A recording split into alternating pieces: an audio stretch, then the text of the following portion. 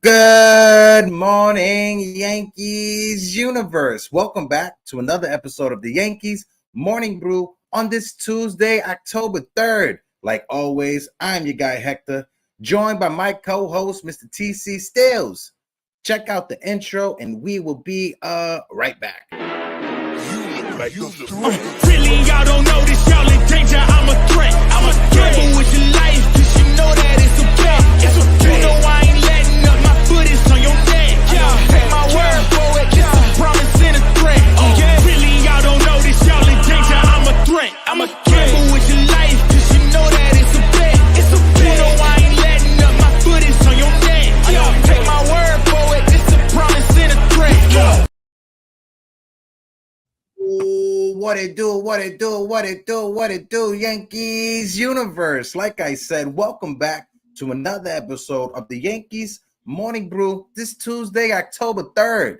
I think today is the official start of the off season, especially for our New York Yankees, since we aren't in the regular postseason like we're normally used to. But TC, how you doing, big fella? Doing pretty good. It's good to see you. It seems like it's been a while. Season's over, and I guess we're moving on to see what happens in the off season. But feeling good. Can't wait to see what happens. So oh no, definitely. I'm doing good, bro. I'm doing good. I want to give a shout out to all of you guys that are in the chat, right? When it comes down to it, you guys that are in the chat, you guys make this show what it is. This season in 2023, it's been a rough season, right? Ups and downs. The Yankees finished the season 82-80, which is the second worst record behind the 1992 Yankees over that same time span. This is the first time since 2016 we've missed the postseason. I know people want to point and say, like, over the past 25 years, we missed the postseason 5 times. But if you look at it, this is the 4th time we're missing the postseason for over the past 10 years. 4 times over the past 10 years, 5 times over the past 25 years. I know the Yankees finished the season over 500, and that's somewhat something to celebrate, but that's not an award. You don't get a trophy for that. I know a lot of other fan bases may say Yankee fans are greedy, but you got to understand one thing. When it comes to being a Yankee fan, there's certain expectations. Now, if you want to say our expectations are unrealistic, they may be unrealistic, but we still have those expectations going into a season. TC, what's your thoughts on that? And I want to jump to the chat to give them a few shout outs as well. Yeah, I mean, especially coming off last year, we made postseason. We were almost, can say, I guess, 4 games away from World Series, but we expect it. We expect to have a competitive team every year. Whether that's making the World Series or at least, making to the postseason, being involved, in all the discussions of a team that could possibly win the World Series. But, what they've done this year, gone backwards, completely backwards from last year. It's disappointing. And as fans, we get our hopes up so much because of all the talk that's, going on in the off season, and we're going to bring this guy in, and we're just this guy away, and we're almost there. And to have it all end like this, it's just, we're not greedy. We just expect it. We do. We really expect making it. We have certain expectations, and the thing is, and I said this several times, right, TC? Yankee fans like us, those that are invested into every game, every inning, every pitch, we are smart baseball fans. Right. So when we see an issue on the field, we're able to notice it. It's just the front office likes to pretend they're smarter than everyone else that is in the room. You can get away with that when it comes to like the normie, casual Yankee fan. But for us fans that are invested into watching every pitch, every inning, every game, for those guys that go to the stadium, like our young guy Mario, shout out to Mario Gomez, who I was on a panel with last night. But Mario, he's one of those kids that he makes sure he goes to every Yankee home game. That is a smart baseball fan. We understand what we're looking at, the product we're looking at on the field, and we understand when things are not working. I want to give a quick shout out to the chat. We got 26 of y'all in the building. So if you guys can, please smack that like button. Let's do a little bit of the roll call. We got our guy Jonathan in the building. Jonathan, how you Yeah. doing? Salute, salute, salute. My guy NYY's Ruben. numero uno. Ruben is in the building. Ruben, how you doing, my guy? Hope all is well. We got Jacob Petruzzi in the building. guy, Jacob, how you Jacob. doing? Salute to you. Salute to mi hermano de la isla, my Hey, guy Anthony Medina. What it Anthony do, my guy? Medina. Senor Acevedos, how are you doing? Salute, salute, salute, my guy. Shout out to my brother Dev Finch. Dev, I see you What's up, out Dev? there. Shout out to Truth Always, who was Yes. the first one in the chat. My guy Truth, what it do? God bless And you. of course, we can't forget 7-7. How you doing? Shout Yes, out sir. to Dr. Hitskins. Our guy, Mr. Tyler Tabbitt, is in the building. Yes, Tyler Tabbitt, how you doing? Avicii's in the building. Avicii, how you doing? He said, I've been saying this all season. I will not spend a single cent of my hard-earned money on this team until Boone and our Cashman are gone.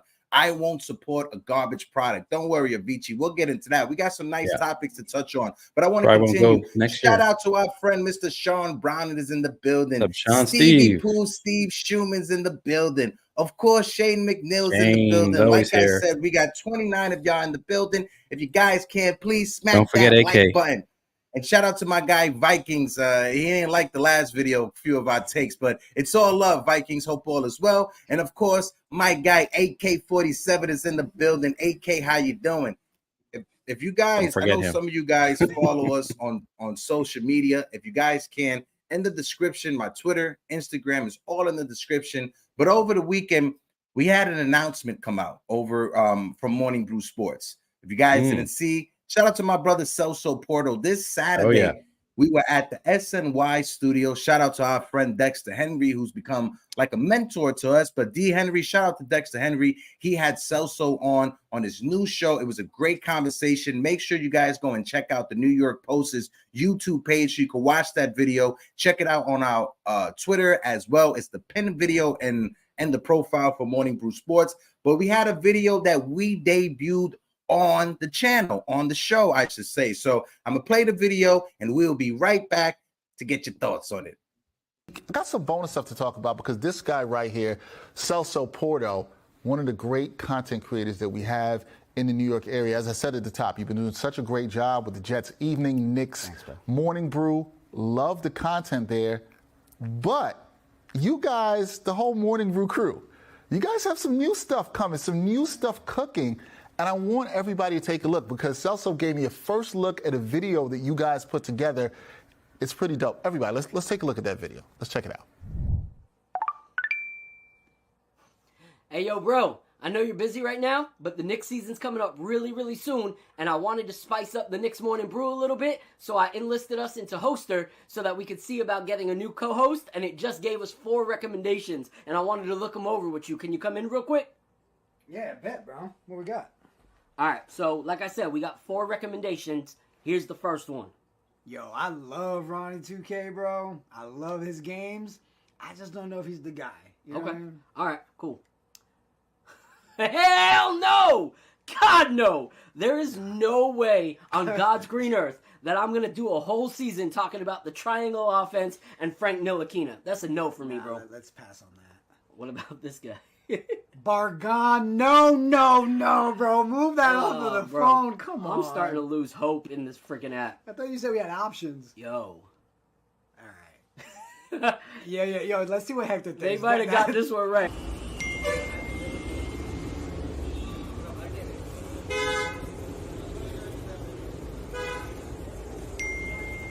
Yeah, that's the one right there, my guys. I mean, you think he would actually do that, bro?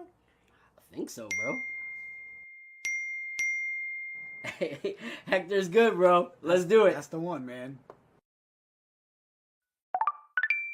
Oh, let's go.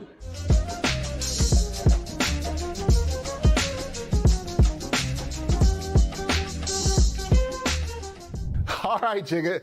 That was produced by you guys, right? It was. My brother Phil Porto. Who, Shout out to Phil. Yeah, does the Knicks Morning Brew with us. He also does the NBA Nightcap that he does during the week. And the kid's a phenomenal photographer. That's right. That's right. If you guys didn't know, our friend Jerry Ferrara, friend to the channel, friend to the show, Our friend Jerry is joining us as the new co-host for the Knicks Morning Brew. If you guys aren't familiar with Jerry Ferrara, you've been living under a rock. My guy is known for his work in Entourage and the Power TV show, several movies as well that's out there. So I'm super excited for this new season that is coming up. If any of you guys, I know this is a Yankee conversation, and you guys are like, why are you talking about the Knicks? We just had to put the news out there. Jerry Ferrara is joining the Morning Brew crew as one of the co-hosts for the Knicks Morning Brew. So I appreciate all you guys in the chat for watching that. TC, you like the production? That was pretty cool, right? I keep telling you all the time. I mean, that production, that's top notch. I mean, that's so well done. Even Dexter was impressed. I mean, that Phil, just great work. Celso, my goodness, you guys. I mean, even you. I mean, look at that. Look at that performance. You know, well done. Well done. That's great. That's great. You know, I love it. No, but I'm good news. That's good news. Big news. Jerry Ferrara. That's big. That's big. You guys know Celso, he's been producing for Jerry Ferrara over on the Jerry Ferrara podcast. Yeah. So a lot of big things that are coming, but let's switch gears and let's get back into the Yankee conversation. Just to let you guys know, our friend Dexter Henry will be having me on during the off season to talk Yankees baseball over on SNY Digital. So I will be contributing in the off season, whether that's Yankees talk, whether that's Knicks conversations on his new show as well, and NY Hoops. Listen, I like to just stay in my lane. You feel me? I understand, but I like to stay in my lane. I can say it. You don't need to say it. I can say it. So let's jump into the first conversation. Let's do it, baby.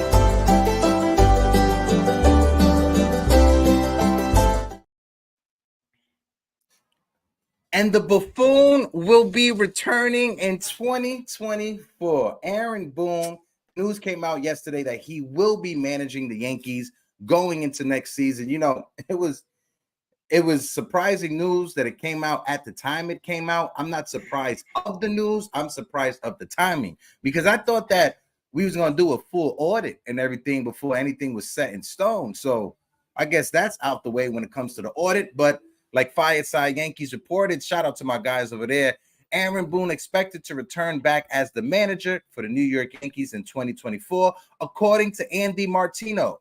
My guy Jimmy24 in the Bronx said if any one of the best managers in MLB baseball, if one of the best managers in MLB baseball, Buck Showalter, just got let go by the Mets in ownership, then why should Yankees ownership still continue with Aaron Boone as a manager?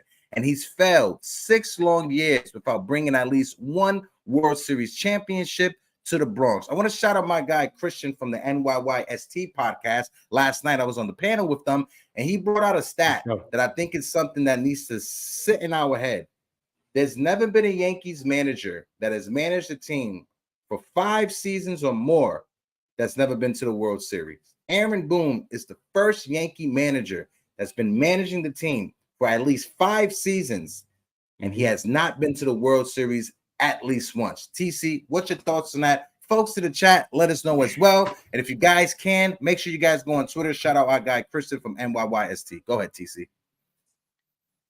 Yeah, everybody can't be Joe Torre, first year coming in and getting a World Series championship. So, Aaron Boone's long away from being a Joe Torre. He's just a yes man.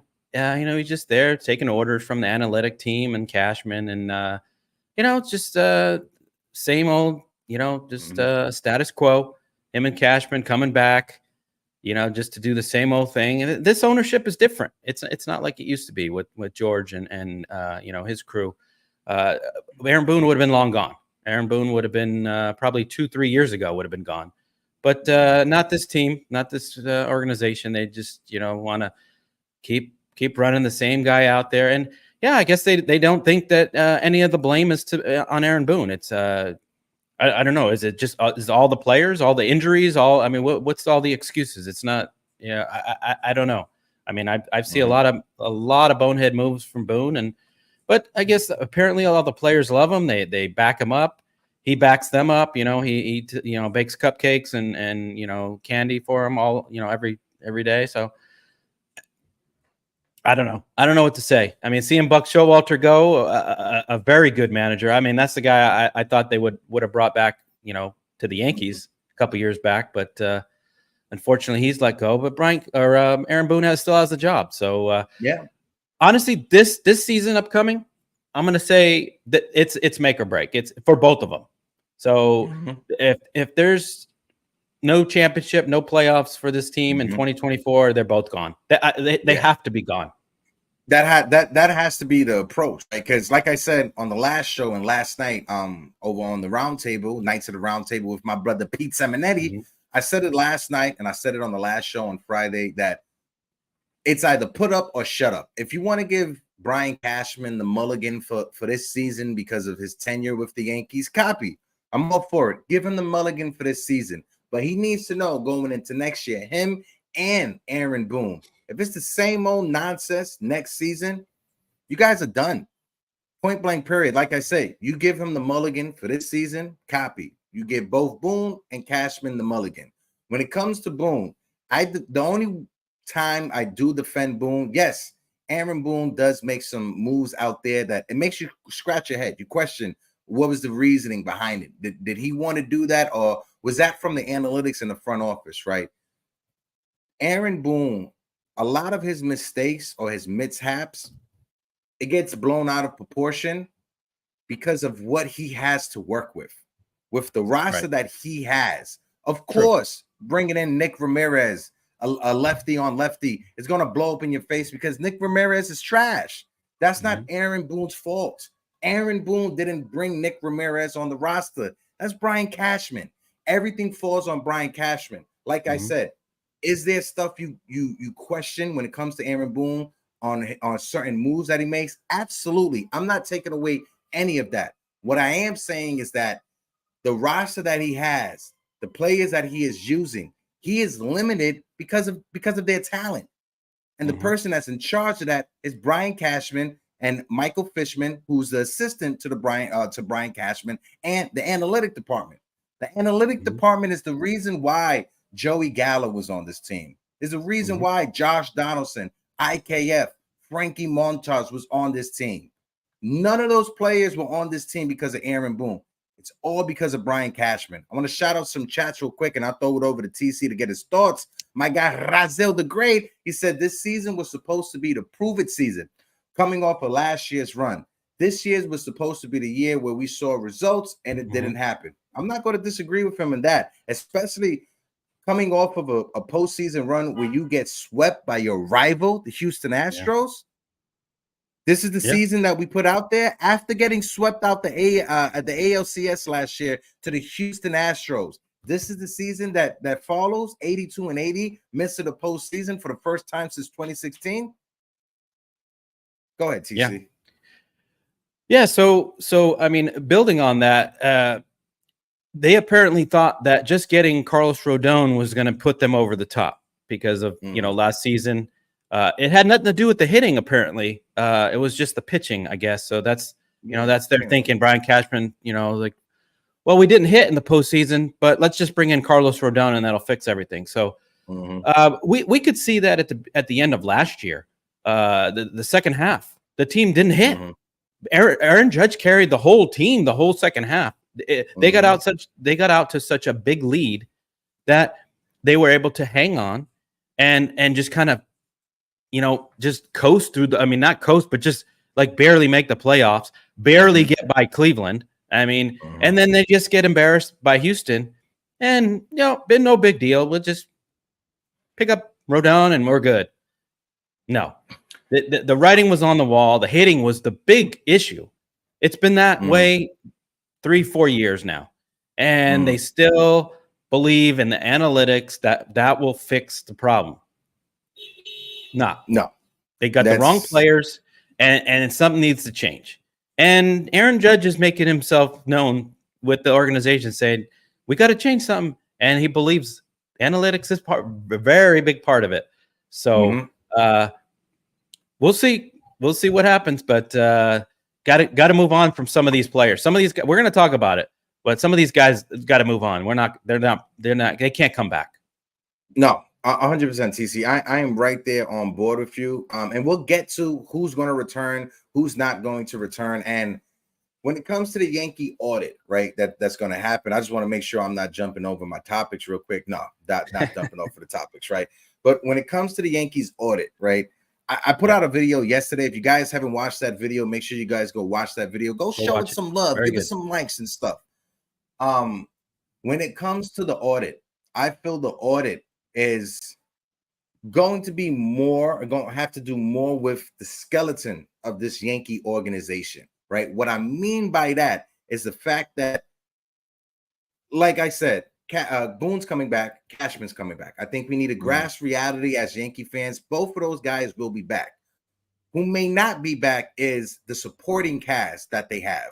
You may look at Aaron Boone and some of his coaches. We know Sean Casey's coming back, but some of those other coaches we don't know, right? His bench coach Mendoza, I'm not sure, right?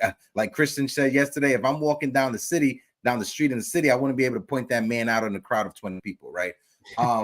When it comes also to the coaches, it's not just the major league level, it's also the minor league level. When it comes to player development, when it comes to scouting, when it comes to stuff that happens behind the scenes that us fans really don't get to see, a lot of those things are going to change. The scouting department, the analytic department. TC, I'm gonna throw it for you. We're gonna jump right into the analytics. Go ahead, TC. Yeah, that's the big issue, and I think that just looking at a article I was referring to, I think it was from the Athletic. They're applying the numbers incorrectly. I think that's what it is, and Judge even said that some of these kids are getting overloaded with information. I know it was quoted as Oswaldo Cabrera just being overwhelmed with the information and messing with his swing and then his numbers went down, and the same thing with Anthony Volpe, all the struggles he had at the beginning, and and he had to go talk to Austin Wells and mess around with the his swing and the chicken. Yeah, I didn't want to say it. Hey, you said it. The bird for the chicken pie. Yeah, it's annoying. It's annoying. It's take a shot. Annoying. It's been annoying. Yeah, take a shot. Yeah, yeah. So I mean, all that they got to look at it and change some things around. But bringing in this outside company, they can manipulate the numbers any way they want to make it look like, everything's okay. This organization just keeps lying to us every day, every year. I mean, it just they need a clean house. They really it needs to be all like washed away. Like everybody needs to go. Honestly, it's a disease. This team has been a disease for a long time, in every aspect of this game. I mean, medical, analytics, the players they get, the style of play on the field. It's just not the New York Yankees. This is not what we're accustomed to, and keeping Cashman and Boone status quo. It's just very frustrating to us. But hopefully, when Judge gets back there with Hal, I mean, he's meeting with them pretty soon, and hopefully he makes his voice heard, and Hal puts his foot down and says, you know what, Aaron, we got to go in a different direction. We will see. Yeah, everything that you just said when it comes to Aaron Judge, it's valid. Like you said, Aaron Judge pointed out the young kids and how it's just too much information for them to process, right? Aaron Judge, and I said it on the last show, the way that Aaron Judge goes out of his way to defend Aaron Boone in a way that he doesn't for Brian Cashman, so let you guys know what side of the fence Judge is on, right? I don't think it's coincidence that he's not on the side of Team Brian Cashman, because when that contract negotiation was happening, who was he having the negotiation with? Was it Brian Cashman or was it Hal? Hal, right? Look at someone that Judge looks up to as a mentor when it comes to Derek Jeter. Did Derek Jeter have great relationships with Mr. Brian Cashman? No, he did not. Absolutely not. We're gonna jump into the next topic. I got someone backstage that I want to bring up to join us in the conversation. So just watch out. We're gonna transition, and we'll be right back.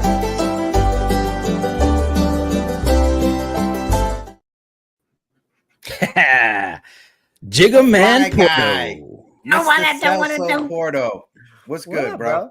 Good I to know you're see gonna you, bring me man. up for an actual topic. Like, then that means I should know what the hell I'm talking about. I promise you nothing. You know everything, Zero. Jigga. We know. Yeah. Once you send that text message to me, I was scrambling behind the scenes to make a three graphic layout. I saw you. with Mr. I saw Fishman. you. You saw He me. was talking. He You had them saw eyes me, like this. right?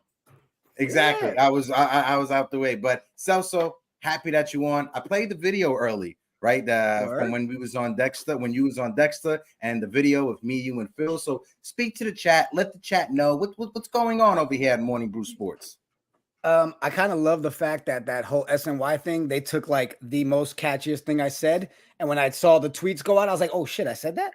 I was like, ooh, the Yankees are going to hate my ass, boy. If you bring in Brian Cashman back, shit ain't changing. Because it's true, man. I heard you guys just now. You were talking about, everything with the analytics, the future and all that.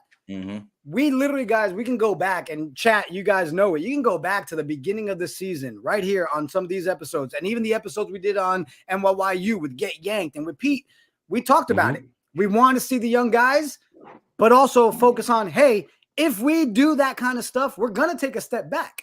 As Yankees fans, we need to come to a realization we might be in the darkest of times. We thought it was dark now. It's going to get darker. I'm sorry. There's no way in my mind the next 2 seasons don't get darker before it gets better. And I really think Unfortunately, we're seeing that, right? Is anybody surprised that Cashman and that they brought Aaron Boone back? How can we be surprised? We all knew it. Do we really hold on to hope so much that we really think changes are going to happen? We know it's not. No, and I was just surprised, Celso, real quick. I was just surprised that of the timing of it, right? We haven't even had a postseason game yet, right? There hasn't even been a postseason game. It's just the timing of it was just a bit awkward. This just popped in my head because, ADHD is a beautiful thing. I just want to take a second and pause. This is something I was talking to TC behind stage, and I wanted to do because I forgot to do it at the beginning of the show. But I want to take a time, Yankee fans, if we can, let's have a moment of silence, have thoughts and prayers for Tim Wakefield and the Wakefield family. Tim Wakefield passed away from brain cancer. Tim Wakefield was a Boston Red Sox. He pitched for the Pittsburgh Pirates as well.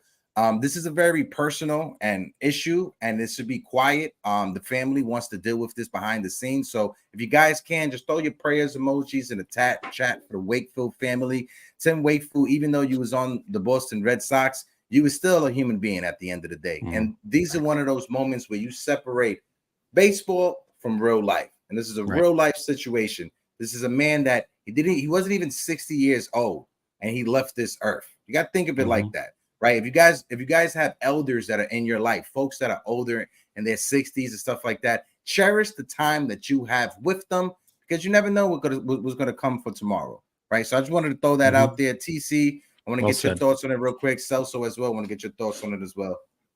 Yeah. My thoughts and prayers are with his family. On it's such a sad day. He was dealing with cancer and everything. But that's unfortunate. It's going around, everywhere. All families have to deal with this, and it's unfortunate that he passed away at a young age, and he had a lot of great moments. A great moment there with Aaron Boone in 2003, and we'll always remember him, giving up that home run ball to Aaron Boone.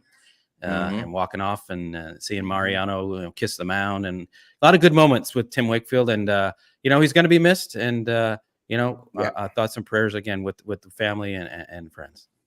Yeah, and this is one of those moments. This is one of those moments where the fandom gets put aside, right? We're all diehard Yankees fans. We're all baseball lovers, but at the end of the day, like you said, heck, we're human beings, right? And 57 years old, right? And that's crazy, and leaves kids behind and a family, right? So prayers out to the Wakefield family.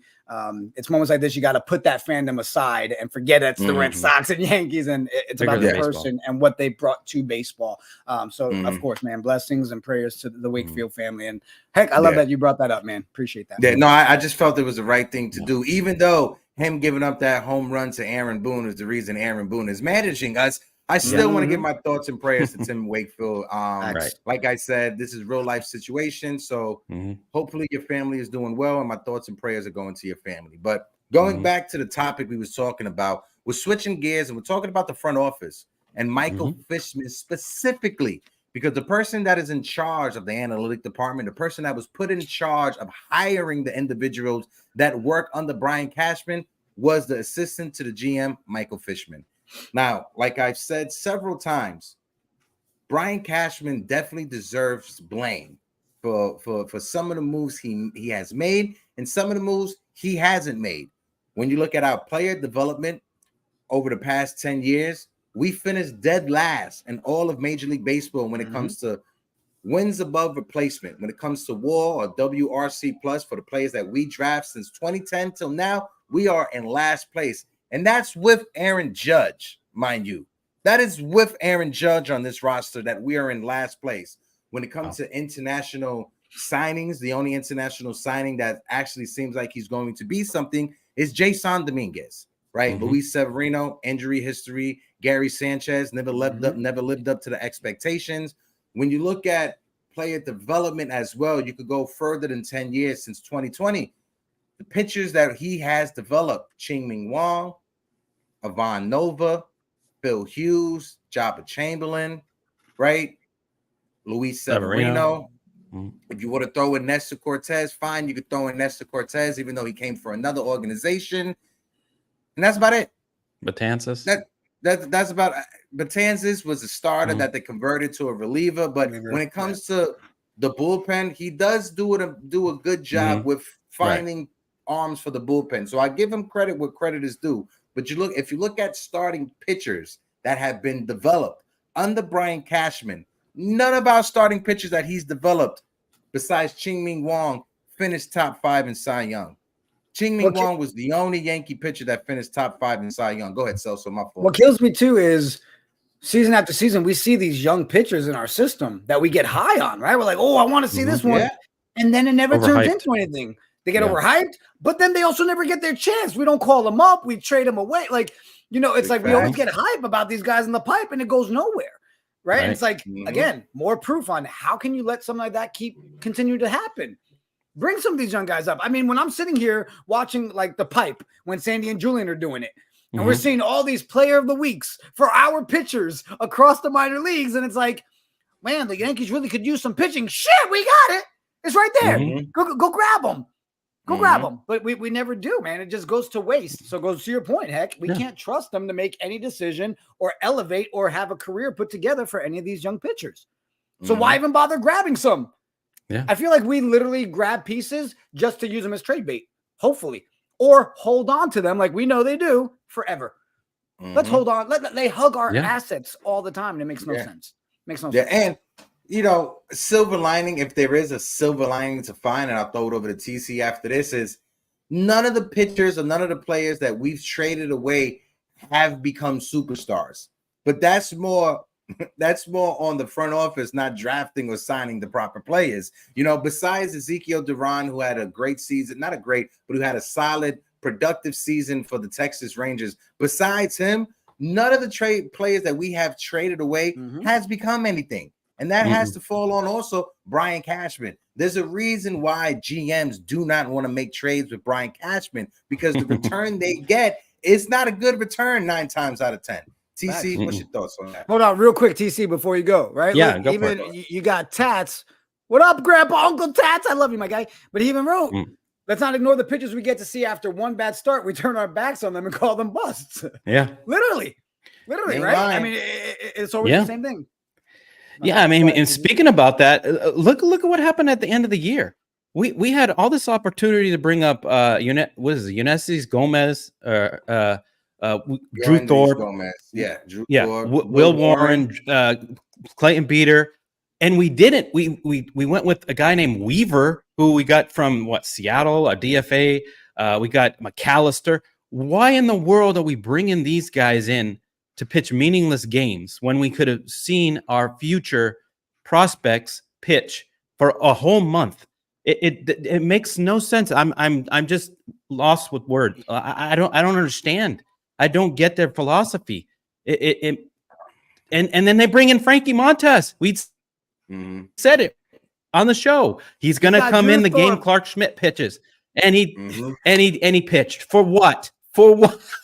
And I called it. Didn't I say just he was don't going get to it. pitch Saturday? Yes, you I did. said he's going to pitch Saturday to Clark Smith's game. And what happened? He came and he pitched. And he got the victory. That's the crazy part about it. Yeah. Frankie Montas is 1-0 on the season. Yo, do you remember how many months we spent, TC, laughing every time Hector said, damn it, mark my words, we will see Frankie Montas and he got his September. wish. Hector been calling it since week 2 of the season, bro. Yeah. And I just want to put this out because this is a great point for my guy Steve that's in the chat. There has been no official announcement by the Yankees when it comes to Aaron Boone. This is all speculations because Andy Martino put out that article, but there has not been an official statement. My issue, and I said this, scouting, player development, the skeleton of the New York Yankees is what needs to be changed this offseason. Gunnar Henderson was drafted in the same draft class like Anthony Volpe. Gunnar Henderson was taken in the second round. The Yankees, Anthony Volpe seems like he's going to be a solid MLB player, a solid role player contributing on a team in the major league level. He ain't no Gunnar Henderson. No. The Yankees fell in love with the storyline of the young kid being drafted, the local kid being drafted by the Yankees, a fan of the Yankees, grew up idolizing Derek Jeter and wanted to be the shortstop for the Yankees. The Yankees fell in love with that storyline and not Gunnar Henderson, who is a left-handed hitting shortstop, who by the metrics in the scouting report was almost the same, if not better than Anthony Volpe. When you look at scouting reports, it's just frustrating that the scouts, we still do not get it right. We don't get it right. And it's not that, and I think someone put it in the chat. Hold on. I think it was Brazil or someone else. Let me just bring it up real quick. Hold on 1 second. I apologize for that. Oh my God, on the spot. I can't find it. I love Anna Marie said, screw storyline. I can watch me novelas on my own time. Facts. Look, Patrick Sinclair said it. The Yankees passed on Gunnar Henderson for Volpe and TJ Sycamore.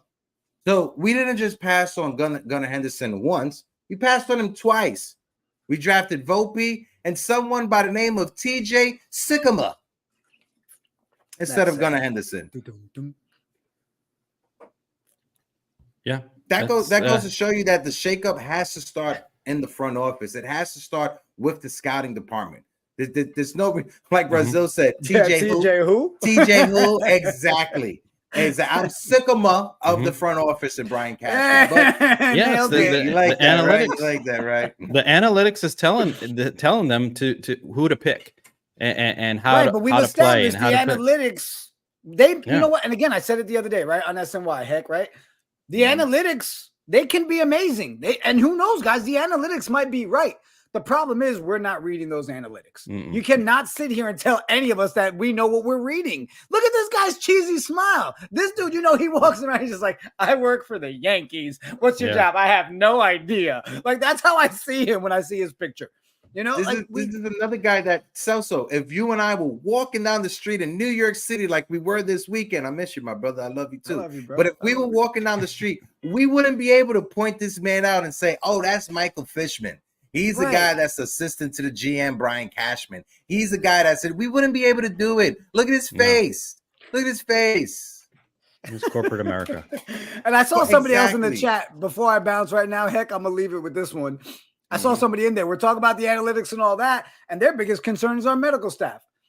Like, if all we're hearing is we're going to have front office changes, blah, blah, what does that consist of? I mean, I don't expect them to tell us anything honestly or, tell us things that we want to hear. But if you're going to fix the analytics, fix the front office, start with that medical staff as well. Because I am tired of every single injury that we deal with all season long. We never know the truth. We never know what's happening. How does one big toe turn into months of missing? Like, fix that. Get rid of clown shoes like this because we have an organization that doesn't know how to run an organization. Tommy Boy could do a better job of running this organization. Okay. Do not disrespect Tommy Boy. I didn't. I just said he that's can one run of a my- better organization. All right, I just said it. He can But do I'm a trying to better job. understand, is that a stab at, because the bar is on the ground when it comes to anyone Well, running listen, this Tommy Boy started organization. off rough. All right, I'm saying we give what I'm him the saying. chance, That's he'll what I'm saying. conquer, and All we'll right. get there. Okay. Yeah. All right. But anywho, Heck, I love you, bro. TC, I love you. too, my Chat, guy. appreciate all you guys. Stay tuned. We got so much more coming you, out. We Jigga. got more announcements coming out. Appreciate every single Keep person up all in the that great chat. work, Jigga. Thanks, bro. And everybody in the chat. Like, I saw so many of you on the timeline. Appreciate you guys showing love to the tweets and everything we had going on this weekend. Basketball season's about to be crazy, but of course, Yanks Morning Brew will still be going. We've got a lot planned for the offseason. Also, heck, man, great job last night with Pete and the crew over there. That's you right. guys killed it. That chat was lit. The takes got me angry. I went to bed. I literally went to bed mad because you guys, like, I was like, oh, thanks for that. Appreciate everybody. I'm out. Deuces. Later, Celso. That's my guy, Mr. Celso Portito. What a guy. I love that guy. I love that guy to death, honestly. Shout out to my brother Celso. But tremendous also, talent. Definitely. And just a genuine human being. But talking about the medical staff, because that's when I was going to go next. The medical staff, along with the analytics, both of those departments need to be balled up, tossed into the garbage. The medical staff, 100%. it needs to be revamped. Because like I said yesterday, there is no excuse whatsoever when it comes to Anthony Rizzo and his concussion going undiagnosed for as long as it did. There is no excuse when Aaron Judge, I'm gonna lay out the timeline, right, TC, and tell me if I'm off or not. When Aaron Judge, he first got injured, right, when he ran into that wall, right? They told us MRI came back, it's just a bruised toe, right? That's the first thing we was told. Right. Then we was told he went for another evaluation, and then it was a contusion on one toe. I mean, one of the ligaments. Right. Then we got told it's a contusion on both of the ligaments. So after him seeing the doctor for the fourth time, we got the news that it was a torn ligament in his right toe. So not only was his toe misdiagnosed by the medical staff once, twice, 3 different times. It was the 4th time that he properly got a proper diagnosis when it came to that injury. This medical staff, whoever the Yankees outsource outside of the Yankees when it comes to sending guys for evaluations, come on. There's no excuse. Anthony Rizzo, underlier, copy. But Aaron Judge, right? There's been so many misdiagnoses of injuries. This is like you expected nowadays, right, TC? Yeah. I mean, it went from like a stub toe to a complete fracture, broken toe. I mean, how do you misdiagnose that? I don't know. We even had a doctor on our show, and you know, he explained the whole thing. And I don't know. Us fans are always kept in the dark and lied to, and just, you know, strung along like, oh, everything's fine. You know, the same thing with Anthony Rizzo. They misdiagnosed the concussion, and he's playing. We can see that he's not right. And, you know, 2 months go by and, oh, now he's got a concussion. I mean, I don't know where they're finding these doctors or trainers or what. I mean, I don't know. Are they getting them off Indeed or Monster or who's interviewing these guys? Are they legit in the medical field? It just boggles my mind. And the same thing goes to who also is running the organization. I mean, they're not baseball people. They don't have hands-on knowledge of the game. They're just corporate business guys sitting around a desk looking at a number. Oh, well, let's see. This guy had, you know, exit velocity of 106, you know, average. Let's get him. Or they're looking at the wrong numbers. They're just looking at things that just make no sense to put around this team, to put around Aaron Judge. I mean, it just goes to show where this organization has come and how far they've fallen off to try to keep up. That's the thing. They try to keep up with these other teams, try to mimic Tampa Bay, mimic Atlanta. They're so far gone from all. It all needs to be scrapped. They need to bring in actual baseball people for goodness sake. Just do it. My gosh. And I want to touch on that point that you said about bringing in actual baseball who have baseball backing, right? A background in baseball. you guys don't know, I've shared this with you guys. I worked as an EMT for years, right? I worked in the medical field for years. I was a 911 supervisor as well, in the Bronx, working out of Bronx Lebanon Hospital, which is Bronx Special Care now, right?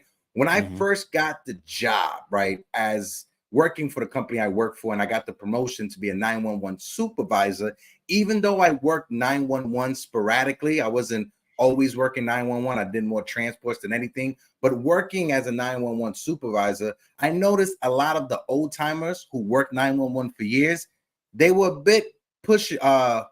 They didn't respect me, right? Because I didn't have the background of working 911. I had my supervisor, 3 supervisors I want to give a quick shout out to: Jacqueline Feltz, a supervisor, Roman, and my other supervisor, Aaron Law, that they set it up properly. They're like, all right, we know you don't have the experience. You do have the knowledge. You're very smart. So they put me in rotations with old school guys. I had to earn my stripes when it comes to working 911 before I got the respect from anybody that I was supervising. That's why now when I go to Yankee Stadium, the medics that work at Yankee Stadium, I was their supervisor, and they show me all the respect in the world, and they run out of they go out of their way to say what's up for me because I put in the work.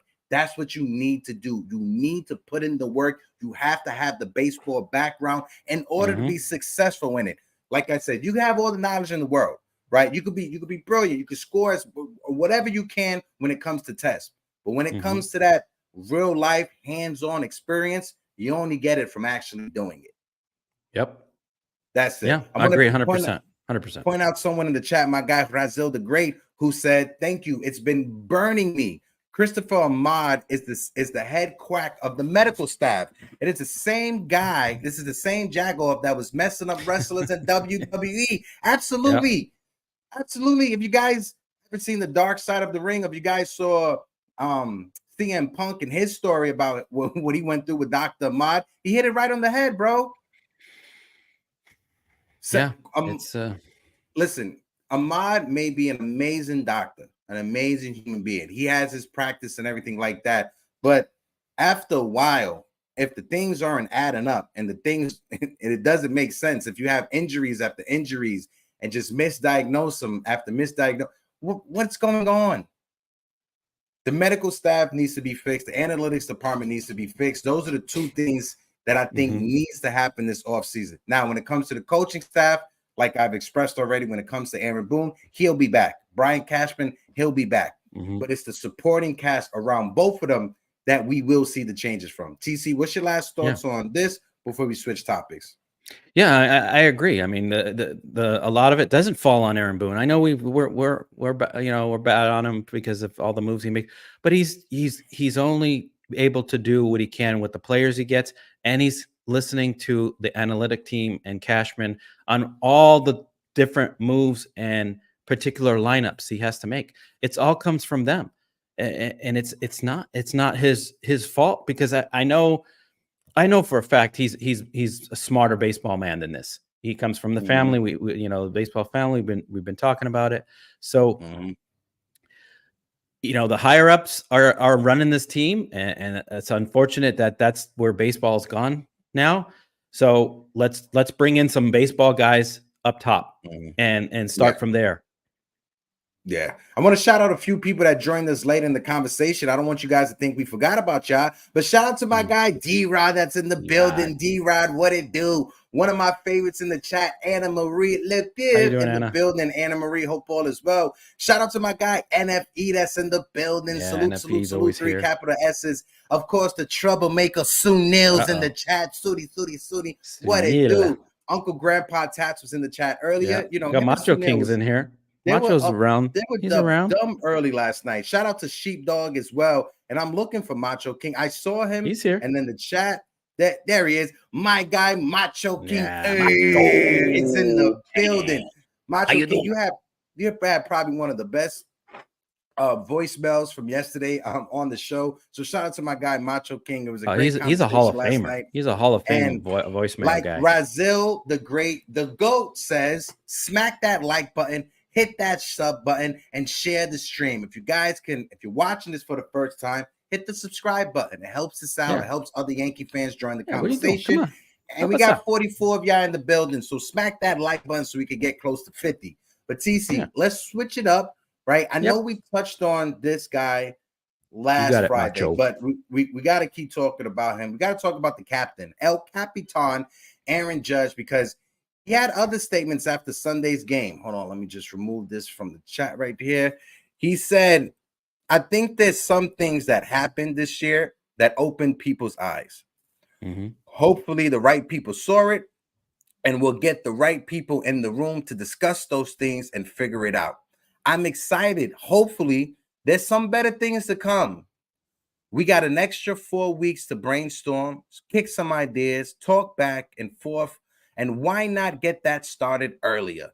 There's no sense in waiting. Let's get it done and let's get it moving. Mm-hmm. To kind of put yourselves out there is the best position going into next season. Now, this is the last thing he said. He said, I'm focused on the guys that are in this clubhouse and that we can do in the clubhouse to get things right in here. All the other stuff on the outside, I can just make suggestions and give my opinion. I'll let the right people handle that part. And I think he was like aiming that at the front office, Brian Cashman, Fishman as well. When it comes to the comments that Aaron Judge made this past weekend, I said it in the video I dropped yesterday. It makes you a little bit optimistic about this off season going into the 2023-2024 off season, because like TC and I, we've said, if anyone should be in that room having a conversation with the right people or the people that's in charge of putting people here and taking people out, it needs to be two: Aaron Judge and Garrett Cole. Those are the two players that need to be in the room when decisions are being made on the roster. Go ahead, TC. What's your thoughts? Folks in the chat, let us know how you feel about Judge and his comments. Go ahead, TC. Yeah, I mean, 100% agree. He has every right to be in that room, speaking his opinion on where the team's going, the direction, because honestly, he could have gone elsewhere. I mean, he was very well could have gone to the Giants, but Padres he, offered him more money with more Padres, years. Giants, yep. And Hal convinced him, hey, you know what? You're a Yankee. You're a diehard guy to be, be in our organization. We're going to put some pieces around. We're right there. We're right there. Bringing home a championship. And they fell flat on their face, and they didn't produce. They did nothing what they said they were going to do. And he needs to be in that room with Cashman, with the analytic team, with Hal, whoever else, and voice his opinion. Say, some of these things that you guys have been doing in the past, we got to throw it out. We got to go in a different direction. Yeah, analytics is here, the advanced, stats and statistics and whatnot. But you guys are just going along the wrong way. We got to tweak things here and there. We got to bring in the right players. That's the thing, that they just are bringing in the wrong personnel. And yeah, go ahead. You got something? I'm sorry. I had to look it up because someone in the chat told me we got 54 of you in the building. If you guys can, please smack that like button. Shout out to my guy Los from Yankees Farm. As I look on Twitter, SNY, the Yankees are not inviting any outside consultant in to audit their organization. Per Andy Martino, they will be paying to view how an outside firm run analytics, and they're comparing it to the way they operate in that area. It is a self-evaluation. So us fans that we thought an audit was going to happen, well, guess what? Ain't no audit. This is a self-evaluation that the New York Yankees will be doing. Shout out to my guy Los. SNY just put that out a little under an hour ago, and we are here. And like Brazil has in the chat,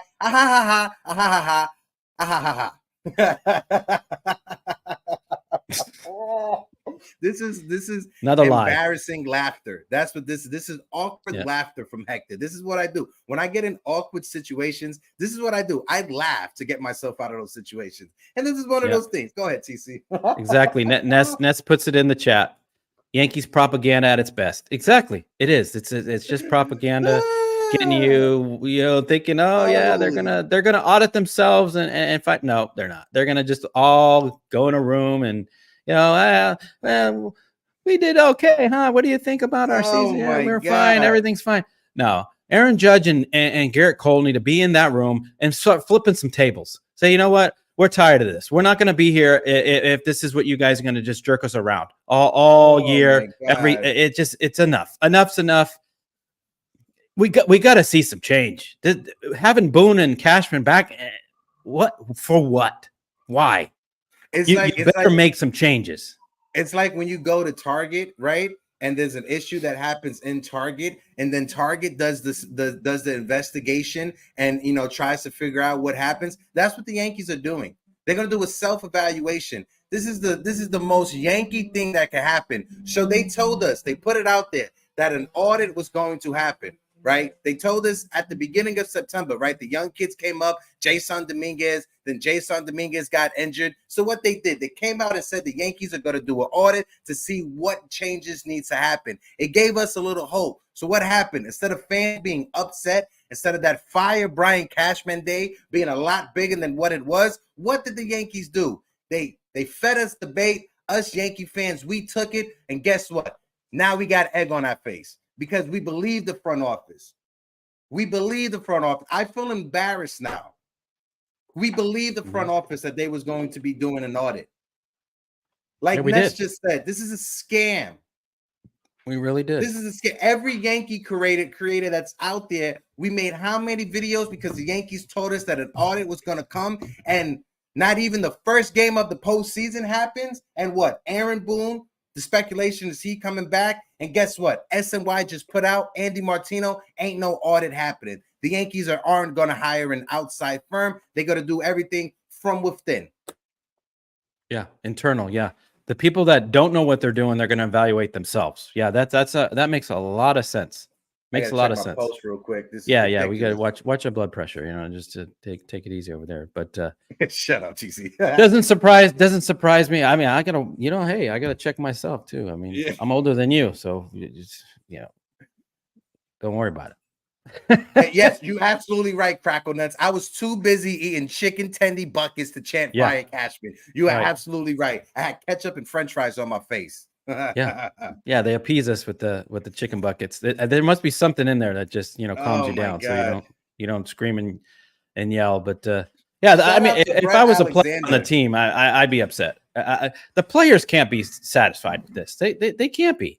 Yeah, you're the New York Yankees, and you're just putting this stuff out like, oh, it's no big deal. We're 82-80, great, mediocre team, 500 team.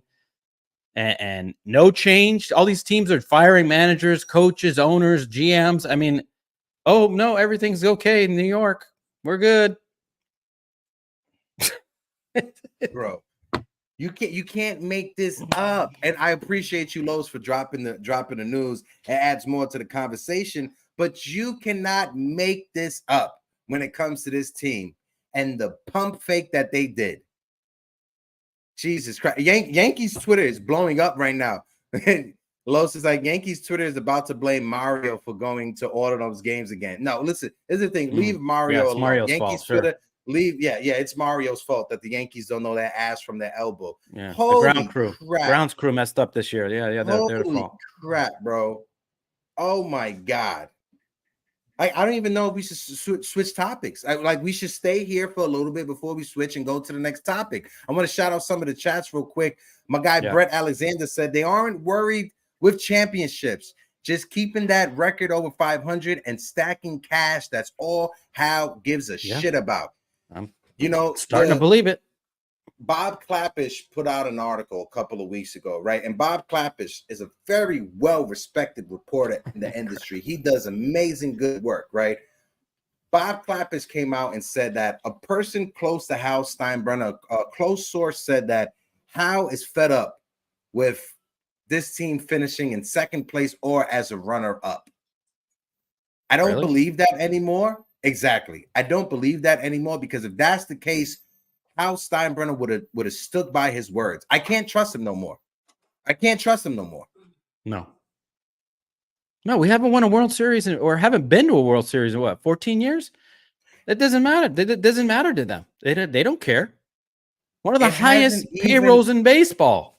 It hasn't even been a week after the Yankees stopped playing games and he went back on his word. Like I said, there hasn't even been one postseason game played yet, and he went back on his word.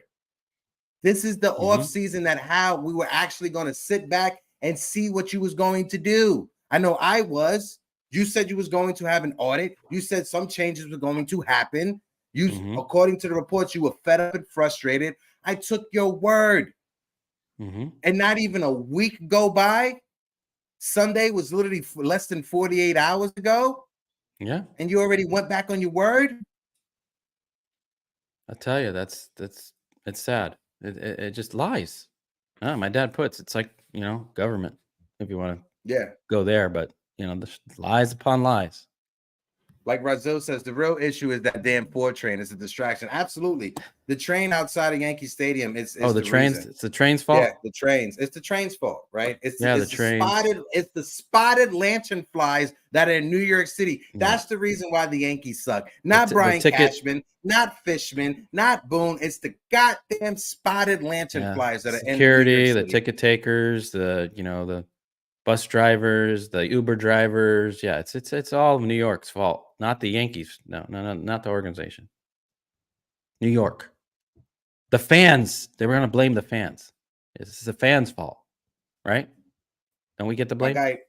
My guy, yeah, it's definitely our fault because we love this team too much. We're the reason why, right? But like Los just said, bro, that's BS. If you really want to know what's up, just look, the huge divide between the profits and the payroll over the last 10 years. The money is going into house pockets. It's getting bigger and bigger. Los, we've all sat here with me with my tinfoil hat on, taking a dive into the Yankees finances when it comes to ticket sales and how much they make for marketing. It's just nonsense. This season has been just a pure circus show. It's embarrassing. George Steinbrenner should be rolling over in his grave.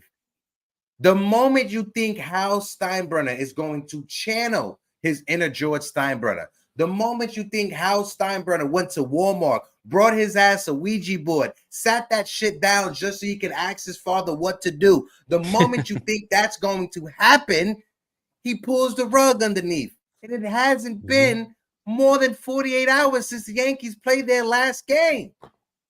And he's done that. Went back on his word. No, they're not run like a baseball team. They don't care about what's on the field. They just care about the money. You can see it. You see it. I mean, you went through all the numbers. It makes you sick. How much money they're actually pulling in, and you know how much profits, and it's terrible because the what they're putting on the field doesn't reflect how much money that they're spending and their worth. I mean, you look at this team, they look like a Dollar Tree store rather than, you know, Saks Fifth Avenue or, you know, or you know, the most expensive store you could. I mean, it's unbelievable. Yeah. I don't have any more words to say. For Yankee fans that are out there, and then again, I can't tell people what to do with their money, right? If people want to spend their money, go spend your money how you want to spend it, right? But for those Yankee fans that are out there that are season ticket holders and repeat purchases of season tickets, if you guys ever wanted to not re-up on season tickets, now's the time. Call whoever your sales rep is, let them hear your frustration, and you let them know you're not renewing your season ticket package until you see some changes with this team. Yep. There you go. Wait till January or February. You wait as long as you can to renew your season tickets. Don't renew your season tickets now. I got some friends that they are season ticket holders for the Yankees, and they already have their sales rep calling them to re-up for next year. Don't do it. Don't do it. After this live, I'm going to be in my group chat texting my friend. Don't do it. You wait for as long as you can. If you have to wait till January or February, go ahead and do it. And again, like I said, I can't tell you how to spend your money. If you want to go out there and buy them right now, who am I to tell you what to do with your money? But what I'm saying is call your sales rep up, whoever your sales rep is for the New York Yankees. You call them up. You let them know how frustrated you are, and you tell them you're not renewing your season tickets until you see some changes, whether that be a new fucking hot dog guy. I'm sorry for cursing, but this is embarrassing. It is. It is. Yeah, you got to hit them in the pocketbook. You can't be re-up and going getting your season ticket. You gotta show this organization that we're not going to take this anymore. They just think, oh, we're the Yankees. We're just, everyone's just going to come. It doesn't matter what we do on the field. We're still going to get 40,000 fans every game. Blah blah blah. We gotta stand up to this and not cater to them, not buy merchandise, not go to the games, not watch Yes Network. I mean, unfortunately, they're going to get their sponsors. They're going to get some money, but we got to do what we can to make our voices heard, because we're the ones spending the money to see this trash. This is trash, what we see on the field. For what they spend and what they, all the nonsense they feed us to go out. I'm embarrassed to be a Yankee fan. Honestly, I don't know about you guys, but I am. I'm embarrassed. I mean, people are like, hey, what happened to your Yankees this year? I should say flat out, I'm embarrassed. I'm embarrassed that they don't know what they're doing. They don't know how to run a team. They fell off since 2004, 5. I don't know. I don't know what happened. Honestly, it's a mystery. Shameless plug. Shameless plug. If you guys want to support folks that aren't bullshitting you and aren't feeding you nonsense, you see the t-shirt merch that's on the bottom? Link in the description. Right, Morning Brew merch store. Get your Judge shirt, get your Judge sweater, your crew neck, however you want to do it. Support those that aren't bullshitting you like the New York Yankees are. So let's switch topics. As much as I want to stay on this, let's switch gears Morning momentarily. Brew Sports never BS's you. Never. That's a fact. That's a fact. Like Pete says, this is real talk for the fans. This is real. We ain't gonna sugarcoat nothing. But let's switch gears and let's talk about Mr. Carlos Rodon, who probably had one of the worst starts a Yankees starting pitcher has had in a long time. When you look at his stats, 2023, Carlos Rodon, he pitched 64 innings in the third this year. He has an ERA of 6.86. He has a WHIP 1.45. He has a 3-8 win-loss record. I don't think it's possible to name a bigger disappointment in baseball this season than a Mr. Carlos Rodon, who was our big ticket item this offseason that just passed. Our big ticket item. When it comes to Mr. Carlos Rodon, I'm going to just say one thing. Not say one thing. I want to ask you, TC, and I want to ask the folks that are in the chat, right? Who had a worse season? Carlos Rodon this year or Kagawa in 2006? Oof. Wow. Who had a worse season, huh? Well, I'm going to say Carlos Rodon just because of the name itself. Kagawa is just kind of a nobody. Rodon is a big ticket, big acquisition that we, a lot of money thrown his way. He was supposed to be the next, the next ace behind Garrett Cole. And to see a season like this, I mean, it didn't start off well with the injury and he missed half the season. But I mean, he had 2 or 3 maybe good starts, but overall, I have to say that this is by far worse than Kagawa.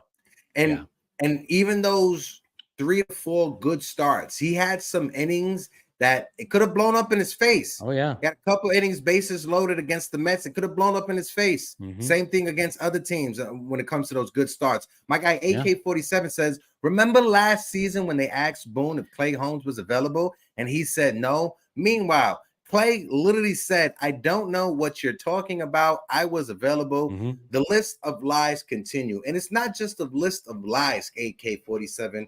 It's a disconnection when it comes to communication. That's the issue with the New York Yankees. It's a disconnect from proper communications. Like I said, Hal Steinbrenner just ripped the rug from underneath us, right? It hasn't even been more than 48 hours since the Yankees have last played their game, and he's falling backwards on his statement that he made or on the report that came out about the audit and everything like that. My guy Jimmy from the Bronx says this attitude by Carlos Rodon is just not the Yankees way. First, early in the season, blowing sarcastic ass kisses to the fans that were booing him while walking to the dugout. In a game, he gave up 6 runs versus the Angels, and now disrespecting the pitching coach, Blake. Yeah, that was bad.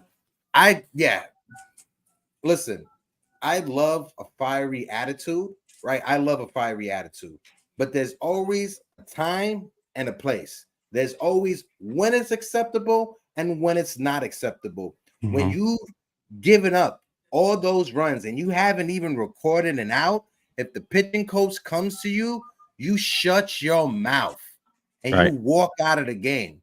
Because what he did, if you guys read lips, Carlos Rodon literally told Matt Blake, the fuck are you doing here? He's there because you suck. Yeah. That's what he's there for.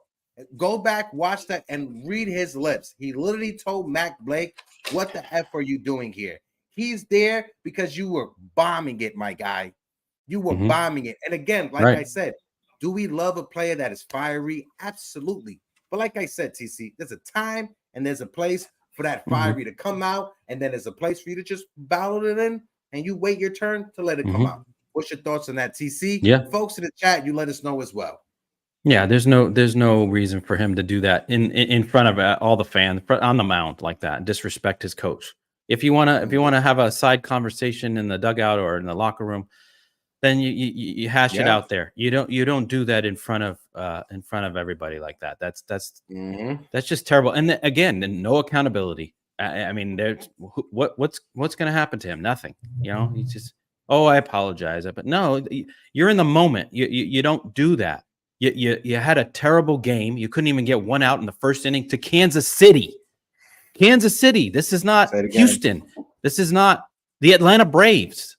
This isn't Tampa, the Baltimore Orioles. Kansas City. And you couldn't get one out. So, you should be, tail between your legs and ashamed of yourself. Walk off the mound. Just call it a season. It's just uncalled for, and it just sums up a trash season. It really does. I mean, to finish the season like that, and that's it's just disgrace. It's just a disgrace. And it's a Kansas City Royal team that finished the season with the second worst record in all of Major League Baseball. They finished behind the Oakland Athletics. Kansas City finished the season 56-106. They've lost 106, and that's the team we lost the series to end the season. Yeah. Shout out to Austin Wells, who had an amazing final game of the season. 3 hits, amazing game. Amazing game from Austin Wells. I'm going to still need to see some stuff in spring training to see if he makes this team next year. But I said it, TC. I need to see something in the last series from Wells, and I saw something from Wells this last series. But Carlos Rodon, you disrespected Blake, disrespected your young catcher who has been solid with you. When Carlos Rodon has been pitching with Austin Wells as his catcher, he's been solid. But it's just this start, he ain't have it. You think he's still hurt? You think he's still dealing with some injury? He may be dealing with some injury that's there lingering. If it is some injury that's there lingering, never healed, why are you out there pitching then? Yeah. Why are you out there pitching? Let them know that you're still hurt. Meaningless games. Meaningless it made no game. Sense. Meaningless game. It's like having Frankie Montas go out there and pitch 2 innings for no ass reason. Yeah. Meaningless game. Meaningless game. And then we send Gomez down. Gomez came up, pitched 2 solid innings. But he looked great. That. We send them down. Yeah. They don't make sense. They don't make sense whatsoever. It doesn't. It really doesn't. I scratch my head like, what are you guys doing? Frankie Montas was there because Cashman was like, oh, I got the fans need to at least see Frankie Montas. Hey, I didn't waste all our picks on just this guy that's never going to pitch. Who says he's going to pitch next year? He comes back for 1 game when you got the future in your farm system that could have came up and pitched those innings. Gomez could have pitched again. I want to shout out some of the chats that are in the building because, like I Lost for said, words.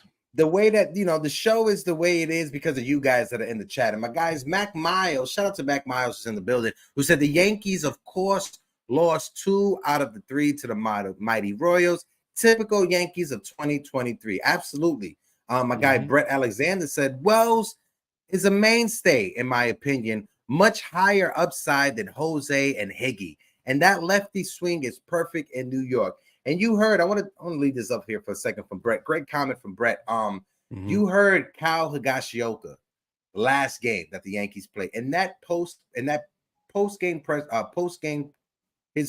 comments, it makes you think that he knows he won't be back next year, right? Kyle Higashioka, when it comes to this team, he is the longest tenured Yankee that has been a part of this organization. He's been a part of this organization for 10 plus years, right? Kyle Higashioka, you got to give him his flowers. He did a phenomenal job when it came to last year, Jose Trevino taking his job. Kyle Higashioka was very professional about that. He helped him along the way. This season, Austin Wells coming up. Kyle Higashioka took Austin Wells to go get his first suit. Did a lot of good things. Kyle Higashioka, he ain't a player making millions and millions of dollars. No. So for Kyle Higashioka to go out there and say, you know what, kid, we're gonna go get you a suit. That's a good vet right there. It's always good to have a couple good vets in your life. I think Austin Wells, he got someone in his life that he could call and look for guidance for years to come, even if Kyle Higashioka is on another team and not with the Yankees. I think when it comes to Higashioka, and let me know if I'm off base with this, I think Higashioka will be a part of the Yankees coaching staff in the future, whether that be at the major league level or the minor league level. I could see Kyle Higashioka being a part of being one of those Yankees that was a lifelong Yankees. His career came to an end, and the Yankees still gave him a job with the organization. What's your thoughts on that, bro? No, I agree 100%. He's going to be in there, the organization somewhere as a coach. Definitely. And also, let's also remember all the catchers that Kyle Higashioka helped along the way. Austin Romine, Gary Sanchez, right? John Ryan Murphy as well was another catcher that Kyle Higashioka. So there's been so many different catchers that Kyle Higashioka has helped along their way while they were with the Yankees. So quick shout out to Kyle Higashioka. Whether he comes back with the team or not, I definitely think he definitely does deserve those flowers. Yeah, and that rolls it right into what we're going to talk about next, right? Who's staying and who's going. Who's staying, who's going. But I want to shout out Razil the Great, who says, shout out to Kyle. That dude deserves to be on a winning franchise. Watch Karma get that man a chip as a player somewhere else. I could definitely see in that. My guy D-Rod says, again, Yankees knew about Trevino's wrist injury in spring. The player decided to play through it. But look at Hicks and Donaldson. They're going to be in the postseason.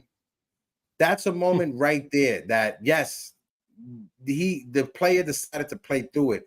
But as an organization, you need to put your foot down and you say, we can't have you play through it.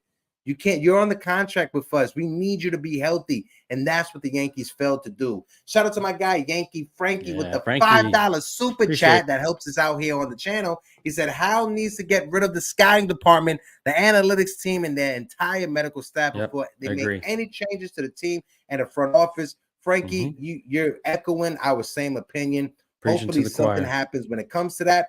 But I'm not sure because that audit is not happening anymore. But let's switch it up on who's returning and who's not returning to the team in 2024. Oh, where'd they go?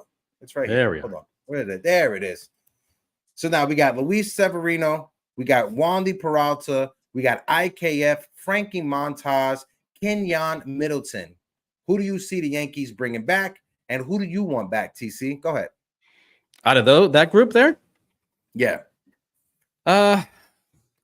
Out of that, I mean, I wouldn't mind. Yeah, those are free agents that I wouldn't mind seeing maybe Wandy and Middleton back. Everybody else, Montes, Severino, IKF, we don't. IKF, he was decent, but we don't need any more utility. We have a ton of utility guys. We do.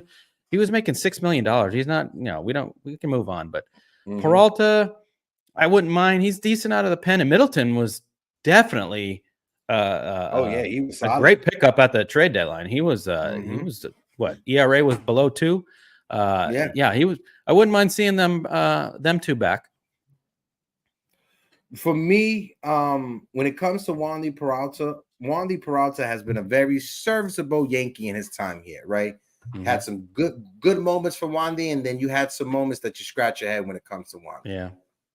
My guy, Real Boshak, he put it out there. When you look at Wandy's numbers over the last several years, especially with the Yankees, 54 innings, 51 strikeouts, a 2.83 ERA this year. Last year, he had an ERA that was less than that. But when you look at the load of work that Wandy Peralta has done over the past 2 seasons with the Yankees, it has been more use combined than like 3 or 4 or 5 of his seasons in the big leagues. The Yankees overuse Wandy Peralta. I said it last night on Pete's show. Wandy Peralta has fallen into the Scott Proctor effect. He's been overused to the point that his stuff is not the same. I don't think the Yankees will bring Wandy back. If they do, it's on a one year deal around the same amount of money he was getting. Now, when it comes to Kenyon Middleton, I definitely want the Yankees to bring him back. Even if you want to bring him back on a 1 year deal, but I'll be generous enough to give him 2 years. Kenyon Middleton, that role that he had in the 6th, 7th inning, striking guys out was solid. Like you said, he was pitching to an ERA that was under 2 with the Yankees this season. Being in Chicago, we all know what was going on over there. Kenyon Middleton said it was a circus. It's no accountability. You come here to the Yankees, it's a fresh start, a breath of fresh air. Kenyon Middleton, I think he thrived being in a situation that had some form of consistency, right? Some form of leadership, because like we've been complaining this entire episode of front office, it'd be bullshitting us, but it's better than what's going on in Chicago. So I definitely want to see Middleton back. And now since they want to give Michael King a crack at the starting rotation, Middleton could be that guy, Michael King, be that high leverage 5th, 6th inning guy that gets the strikeouts. That's all. That's what Boone trusted Michael King to get the strikeouts, and Middleton seems like he could fit that role. Middleton's numbers definitely warrant him earning a 1 year deal at minimum. He definitely earned a 1 year deal with the Yankees at minimum. If the Yankees sign him for 1 year and he comes with us next year and he wets the bed and he reverts to what he was before in Chicago, then you can let him go after last year, or you could just release him in the middle of the season. But definitely Kenyon Middleton. When it comes to IKF, I definitely am on board with you. $6 million for a utility player coming off of the bench. I don't think that's a good use of your money. I think we have the replacement for IKF, and that's Cabrera. Oswaldo Cabrera is definitely the replacement for IKF. He could play every position: left field, right field, second base, shortstop, switch hitter as well. Switch hitter as well. So you're not just stuck with a righty like IKF. And he's league minimum. He's league minimum. You have years of control. He hasn't even in arbitration. I would definitely put that money towards Yamamoto, right? Yeah, Yamamoto, whoever else. Bellinger. Also, we are sitting on 1,490 subscribers. We are 10 subscribers away from 1,500. If you're watching this for the first time, hit that subscribe button. And also, we got 55 of you fine people in the building. So smack that like button for you boys. But TC, I want to ask you, Luis Severino. Yeah. He gone in your eyes? I think so. I think they got to move on from him. There's other pitchers that they have, I think, set for their rotation. Honestly, I just think he's pitched his last game. He's injured, too many injuries. He's never pitched more than, I don't know how many, 100 innings. I mean, I can't remember since 17, 18. And we saw what he was this year. I mean, he just wasn't the same pitcher. He was getting rocked left and right. Yeah, he had a couple good starts here and there, and it's not consistent. He's not a consistent pitcher like we've seen with Cole and King and actually Schmidt this year. I think it's time they move on. Definitely not giving him a huge contract. He's going to want big money. He's going to want, what was he making, 17 this year? What's he going to want? 4 years, $100 million. I don't know. I'm definitely not giving that to him. No way. We ain't getting it from the Yankees. I want to point something out. My guy D-Rod in the comment section who said, Hector, when Judge said he was playing through his toe injury, nobody said anything. I definitely said something. Just like Trevino, sometimes it works and sometimes it doesn't. The difference is there's a slight difference in contrast to the both of them, and I'll lay it out real quick, D-Rod. When it comes to Trevino, we had no idea that Jose Trevino was dealing with a wrist injury. If us as Nobody fans, knew. we knew Jose Trevino was dealing with a wrist injury, we would have been calling for Jose Trevino to sit down. Why? Because he was up there swinging with one arm. We saw it. How many times did Jose Trevino swing at an inside fastball that was in his armpits? Just throwing the bat at the ball. Wrong. Something you could, when the news came out, it made sense. He was having wrist injury, wrist issues with his right wrist. So he was trying to cheat and open up and be a lot faster on the fastball early, but it made him look stupid on the breaking pitch. So when it comes to Jose Trevino, is up. If us fans knew that he was dealing with a wrist injury, I think we would have all been saying that he should sit down. When it comes to Judge, I was saying don't rush Judge back. Don't rush him back.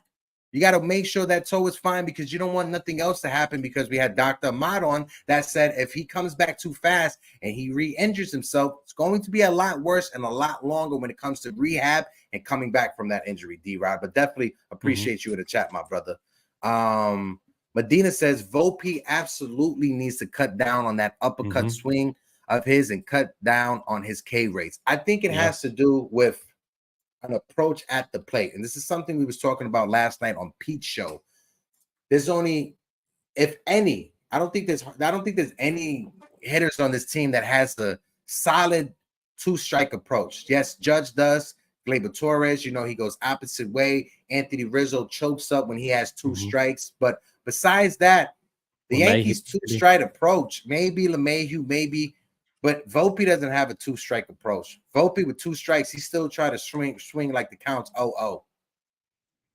Yeah, he really is. Yeah, that's definitely needs to change. The two-strike approach is just not. Everybody still swings for the fence, and that's another thing that Sean Casey needs to work on with these guys. I know there are a lot of veterans that, hey, you got to change something because whatever we're doing, it's not working. So shout out to my guy DJ Stills that's in the building. First of all, DJ Stills' profile pics is hilarious. It's a Pete and Jera, but DJ Stills says Hector and TC, last time there was a dynamic duo like this, it was back when Kanye and Taylor Swift was on the same stage. Listen, I've had enough of Taylor Swift. I've reached my limit when it comes to Taylor Swift. I said it last night, right? Taylor Swift's a bit overrated, in my opinion. I'm just saying this right now. Beyonce's Renaissance tour, it's already cracked $4 billion when it comes to economic revenue that was created because of her tour. Taylor Swift's last tour busted over $1.7 billion. Didn't even come close to what Beyonce did. So I'm gonna take a step back when it comes to that. But anywho, enough shade on Taylor Swift. My guy Angel Serrano says, yes, Dan, correct. Roy Bat should be let go. Yankees should invite Ben Rice so he can have a taste of the major leagues. Listen, I like what I've seen out of Ben Rice, but Ben Rice, he still needs more time. I like Ben Rice because he's a left-handed hitter as well, but he still needs more time to marinate at the minor league level. Maybe in the future, there could be a trade that happens where you throw in Ben Rice because you feel comfortable about Austin Wells. But this is when the Yankees, they need to hire proper scouting to tell you who to keep and who not to keep when it comes to Wells and Ben Rice. And that's key. And there's only one organization, I should say two organizations that does it the best.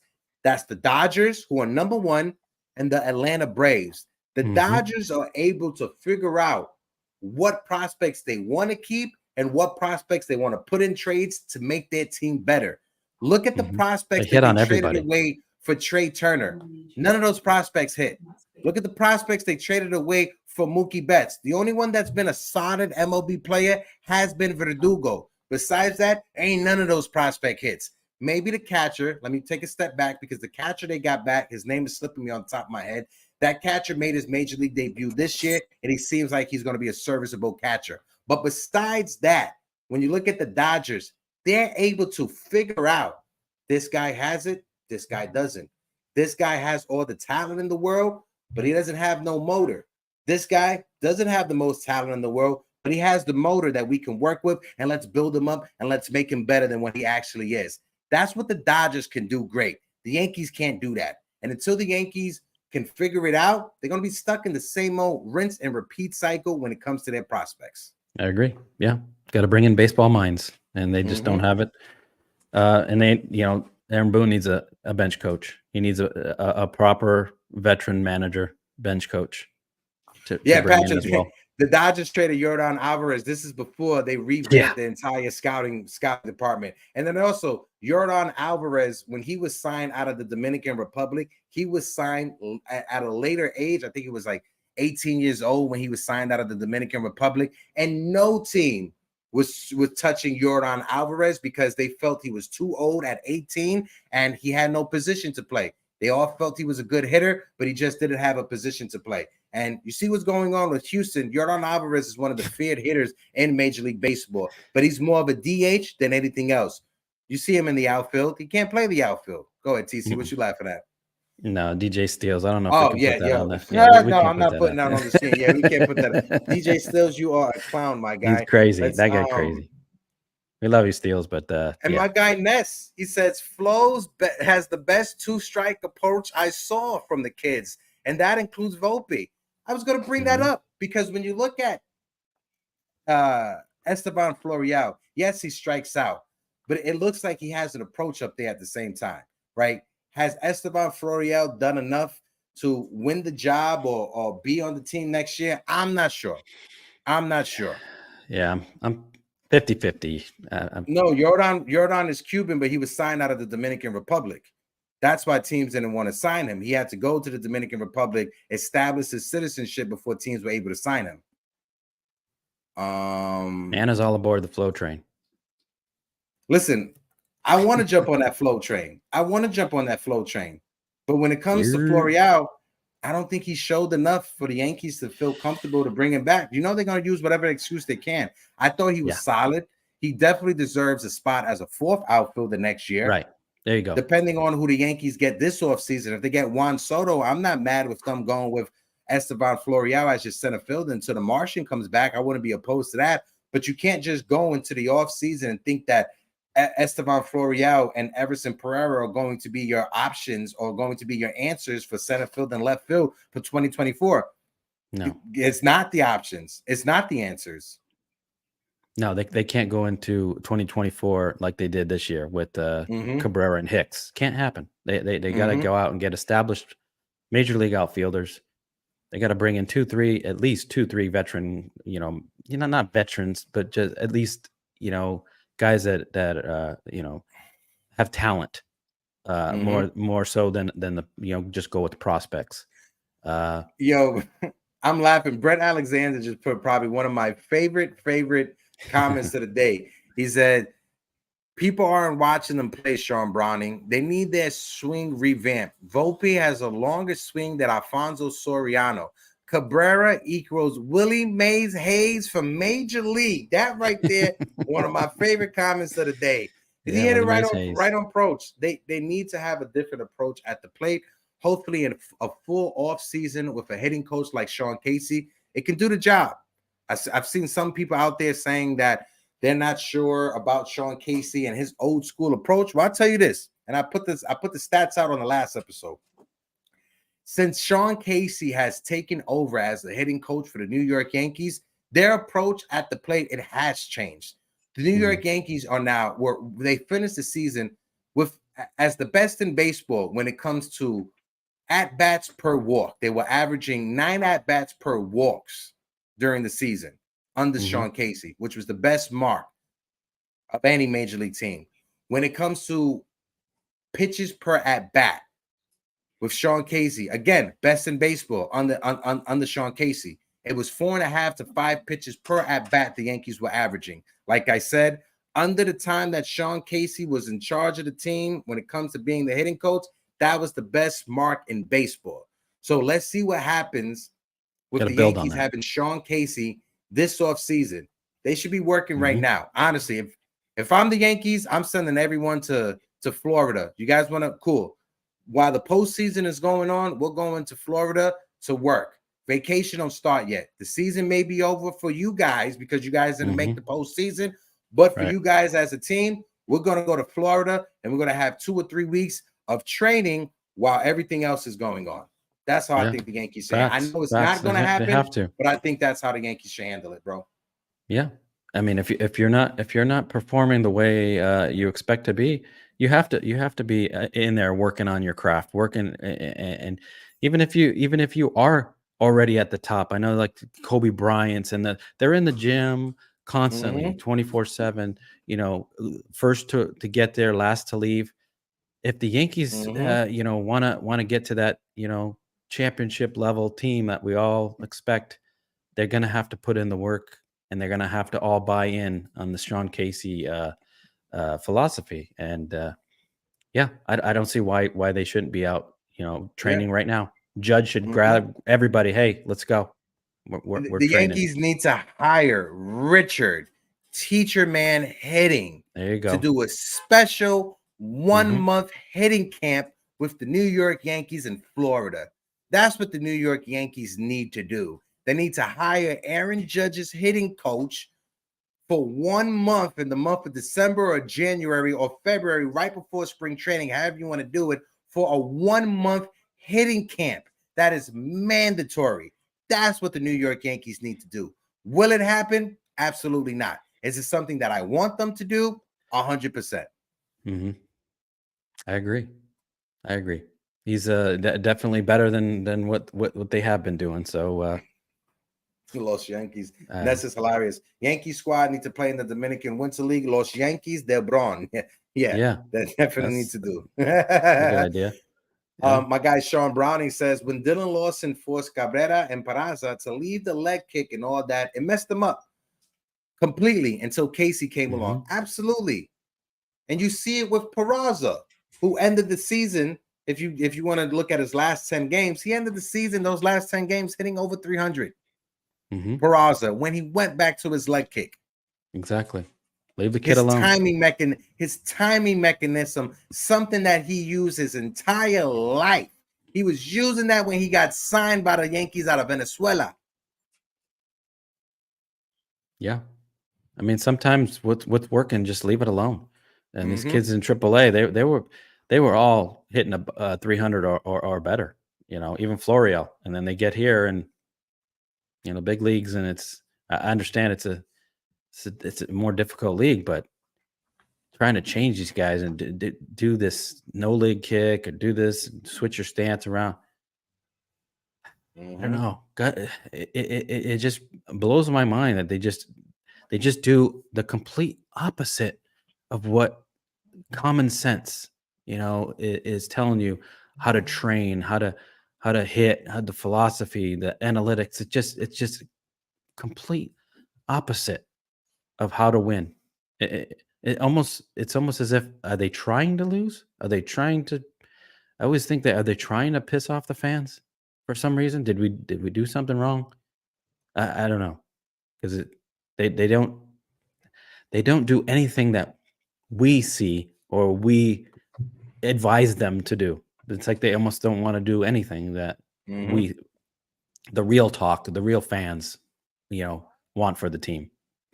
I see. I didn't know Li Yankee King became a psychic this season, right? He says Soto doesn't want the Yankees over the top. I don't know what that means, but Li Yankee King, if you Mm. became a psychic, my guy, let us know, bro. We can have you screening people, charging Yeah. Does he $5 read per reading. palms? Let us know. Yeah, do you read some palm? Are you a crystal mommy? Do you go out there and find crystals as well, Li Yankee King? I appreciate you, bro. I need you to find out the lotto numbers so we can all try to like chip in, Li, if you become LA wants a a whole team fortune teller. of prospects. He thinks that's the key.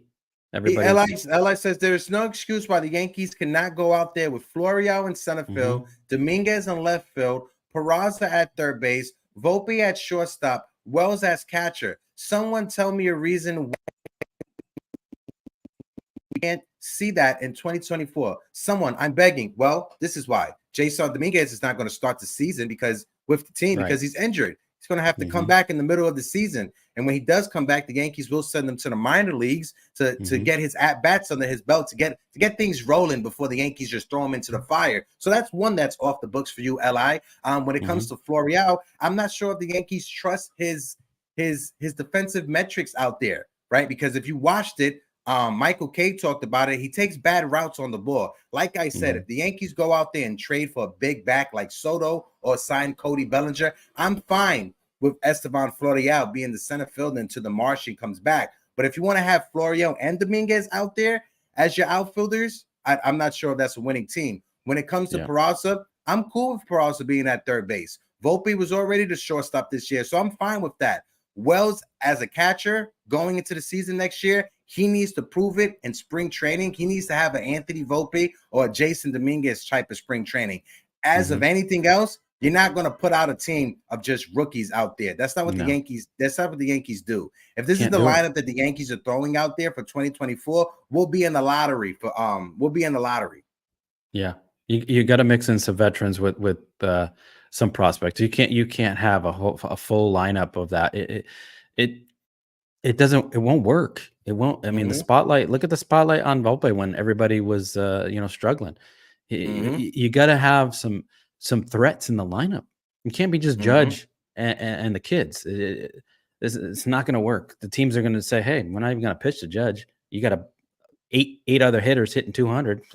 We'll smoke you guys." It's not going to work. You got to bring in some. He's got to have some help before him, after him, in the lineup. It's just. I'm not sure if you're able to do math properly, right? So you named 5 names, right? One of them is Jason Dominguez, who I said is going to start the season injured, so he won't be up on the team. Another name is Anthony Volpe, who was a rookie this year, so he won't be a rookie next year. So that's 3 rookies that you mentioned. Esteban Florial, I don't even think he will be considered a rookie anymore. So that's 2 rookies that you mentioned. Li. So, anywho, one thing I want to talk about when it comes to Juan Soto and his contract negotiations. With Shohei Ohtani's injury, Ohtani's not going to get the contract that everyone thought he was going to get, right? And like I said, when it comes to Soto and Scott Boras was waiting to see what Shohei Ohtani got. They already knew what Aaron Judge got. So Aaron Judge was going to be the floor. Shohei Ohtani was going to be the ceiling, and Juan Soto was going to be in the middle. The less money that Shohei Ohtani gets means that Juan Soto gets less money, because no one's going to give Juan Soto more money than Ohtani gets, because Ohtani is a two-way player. So when it comes to Juan Soto and his contract, Juan Soto is not going to be making $50 million or $45 million per season. He may get up to 40, if that. When it comes to Juan Soto, he is a left-handed hitting outfielder who is not even 25 yet. He will be 25 starting next year or going into the season. Juan Soto is the guy that you need on your team to change things around. Juan Soto has been in the big leagues for 6 years. Every one of those seasons, he has finished with an OPS or on-base percentage over 400. He led baseball 2 of those years. It would have been 3 this year, but he had a sluggish September. I mean, when it comes to drawing walks. But when you look at Juan Soto's numbers for the 6 years he's been in the big leagues or 7 years he's been in the big leagues, he has had an OPS that has been over 400 each time. Who led the Yankees in OPS this year on base percentage?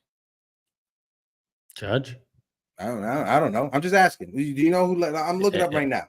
It has to be. I mean, nobody else is close. I'm gonna look it up right now. Who led the Yankees in on base percentage this year? Those that are in the chat. I wish Ruben was in the chat, because Ruben, he'd be spot on. He'd be spot on with it. Soto and Bellinger are a must. It's either one. We definitely got to pick up. That's a must.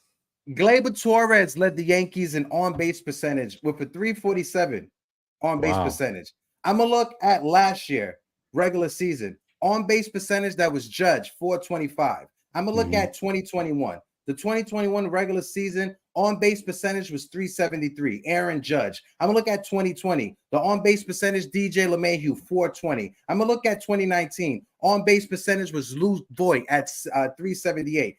I'm going to look at 2018, because that's the year that Juan Soto was a rookie. Aaron Hicks, a 366 on-base percentage. Juan Soto, in the years he's been here, he has had an on-base percentage over 400. He would have been leading the team if he was on the Yankees, except for 2 seasons. Aaron Judge's last year and DJ LeMahieu when he won the batting championship because of the COVID season. You sold and me. You gonna tell me you don't want Juan Soto on this team? Again, it's for the right move. If they want Dominguez and Jones, no, I'm hanging up. But if they want Spencer Jones, I said, I'm fine with it. My package, and I said it last night. Mm-hmm. And you got to look at it as you got to be willing to spend in order to play. The New York Mets, they have more top prospects than the New York Yankees have. What the Mets don't have are MLB ready starting pitchers like the Yankees have. The Mets don't have the pitching prospects like the Yankees have pitching prospects. The Mets have a lot of position player prospects, but San Diego, according to the reports, wants pitching. So my proposal is, and I said it on the last show, and I said it last night, it is Michael King, it is Clark Smith, it is Spencer Jones, it is Drew Thorpe, it is the other starting pitcher name I'm forgetting top of my name. I'm always confusing him with Adams. Beater? Did you get Beater? Warren? No, not Beater or Warren. Oh Gomez? my God. Hampton? Chase. I'm always confusing him with Adams for some reason. But Hampton, Chase Hampton, and Everson Pereira. So that's 2 outfielders and 4 pitchers. 2 outfielders that you can figure out. One of them can replace Juan Soto. That gets it done. 2 MLB pitchers that are MLB ready, and 2 top pitching prospects with again with Hampton. I was about to say Adams again, with Hampton and with Drew Thorpe. Yeah. No, I think that could get it done. I'd But say this right. It'd be better if it was a 3-team trade. If the Yankees go out there and sign Yamamoto, our starting rotation will be Garrett Cole, Yamamoto, Carlos Rodon, and Nestor Cortez, with Johnny Brito, Randy Vasquez as your 5th and 6th starters. Right there, with the ability to still go out on the free agent market to bring in a starting pitcher if you need to. Yeah, Blake Snell's out there. D-Rod, you're going to have to pay my OnlyFans if you want to see that, D-Rod, all right? Relax yourself. What the heck? What's going on? No, I get it. I get it, Carlos. I get it, Carlos. Heck, Carlos says, shout out to my guy Carlos with a K, who I ran into at the last Yankee game that was at. So shout out to my guy Carlos. Heck, we are not saying we don't want Soto. What we're saying is, can we actually get him? You definitely can.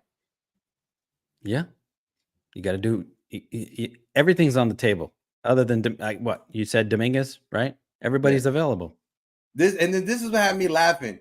People can say Cortez is unreliable. Brito and Vasquez, they're more relievers than starting pitch. You want to give the starting pitching job to Drew Thorpe and the other guy who hasn't even pitched in the majors. Not one game yet. But for some reason, I'm stupid because I said Johnny Brito and Randy Vasquez could be a 5th starter. Make that make sense, my guy. Anywho, my guy Brett Alexander, I think that's too much for Soto. Sorry if you're just, but it's the thing. I may be a little bit too much, but it's either we get him or we don't, and we lose him to the guys in Queens. They also got to know if they're going to be able to extend him too at that same time, right? I mean, you don't want him for just a 1-year rental and have him walk. I mean, that's kind of giving up a lot of players for just a 1-year rental. So they got to know if they could, extend him long term. The trade is only happening if he's going to re-sign. If he's not re-signing, then I'm hanging up the phone. Right. I'm not making that. The deal only happens if we re-sign him. If there's no re-signing Juan Soto, hang up the phone. You let him go. You let him go into free agency, and you try to get him in free agency. Yeah, and again, I mean, looking at our team, does Soto want to be on the Yankees? I mean, is he looking at like that's the destination? Look at the year we just put up and the way the organization's been run. I don't know. He might second guess that. Like, that's tough. Yeah. Let me see. My guy MTA 71. We have to get Soto now. We can't wait and try to bid with the Mets and the Dodgers. I 100% agree with you. Yeah, 100% agree with you. If the Yankees give up that many prospects, Soto better the Mhm. Yankees better re-sign Soto. Yes, for sure. 100%. For sure. 100%. That's what I'm saying. The deal only happens if it's a guarantee that he's re-signing with us. Basically, the contract he has to sign the contract before I'm making a deal. Basically, Exactly. I'm not trading him and then I'm trying to negotiate with him. No. Here's the dotted line. Here's the contract. Sign and we make the deal. My guy David Elias with the $10 right, super David. chat. I have Thank you. one question. Is Howe compromised by Brian Cashman? $292 million in payroll, but stay under the luxury tax. No way Cashman will sign budget injury-prone players instead of Soto. Listen, that's a great point right there. The compromise part, I'm not too sure. If Howe wants to get back to winning, things, then you got to have a sit-down conversation with Brian Cashman and say enough is enough. Enough is enough. Shout out to my guy Joseph Caputo from the Shift, who says, great trade proposal, Hector. Totally get what you are saying. Thank you so much, Joe. Thank you. Because, yes, do I think the package that I just gave, is that a bit of an overpay for Juan Soto? Absolutely. But you're not going to just be you're competing with the Mets, who, like I said, they have position players who are top 50 prospects. Our prospects are top 70, top 80, and top 90. None of our prospects are top 50. The Mets, they have top 50 prospects, but the Mets don't have top 50 prospects that are pitching prospects. They have top prospects that are position players and not pitching. The Mets don't have MOB ready pitching like the Yankees do with Michael King and Clark Smith. And what does San Diego need? Even when San Diego traded for him from the Nationals, they wanted pitching prospects in return. The Padres gave up all their pitching prospects. Now the Padres, they need pitching. Yeah.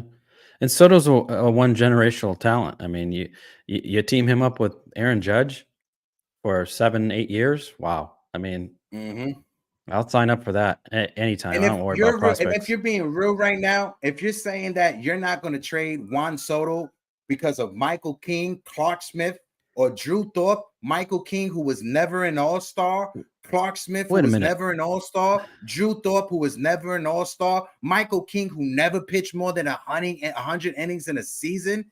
That is what's stopping you from getting a young superstar who's not even 25 yet? Those three guys?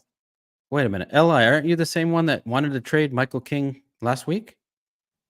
And now you're saying that don't give up Michael King? Michael King. I remember we got to trade. We got to trade high on Michael King. Michael King has a high ceiling. We got to trade now. Changed? Now all of a sudden you don't want to trade Michael King. My guy.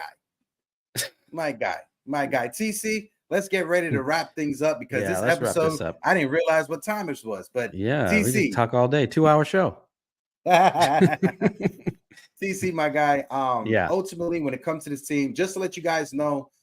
Next Thursday, right? The Yankees Morning Brew in the off season will be Tuesdays and Thursdays. Open panels will be on Thursdays. So this Thursday coming up will be the open panel for the Yankees Morning Brew. Guys, make sure you guys tune in. I appreciate all of y'all that was in the chat. We're sitting on 60 likes for this video. So if you guys haven't hit that like button, smack that like button and hit that subscribe button also. Because for some reason, LA Yankee King, he wants to trade Michael King for pitching prospects, but he doesn't want to trade Michael King for Juan Soto. Make that shit make sense. We appreciate all of y'all in the chat. TC, what's your last words before we get out of here? Well, I see. I think it was AK-47 asking about the picks. I think we might say that till Thursday, maybe some of the wild card game picks. Yeah. We'll do that on Thursday. AK-47. Definitely we'll do that on Thursday. Anna Marie is like, I like the 2-hour show. Maybe in the off season we'll have more than 2-hour shows. I appreciate that. Listen, as long as there's information out there, we're going to talk about it. I think we went a bit longer because we had that news that dropped from SNY. That shout out to my guy Los from Yankee Farm who put it in the chat. But everybody just went a little bit longer. But TC, I appreciate you.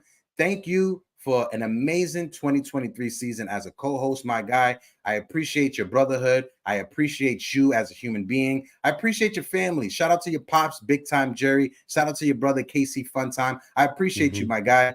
And having conversations with you every Tuesday, Thursday, and Friday morning has made this season very bearable. TC, what's your last words?